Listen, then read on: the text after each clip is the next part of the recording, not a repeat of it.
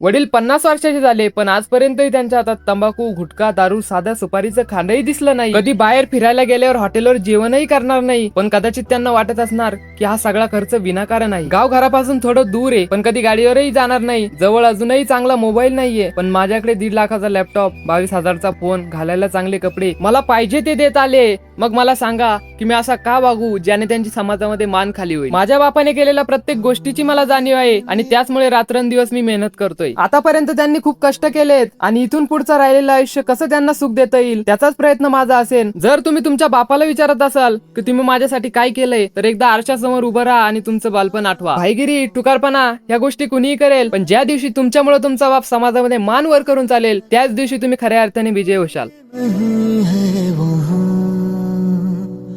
पापा मेरी जान हरदम रखना अब हाथ ये सर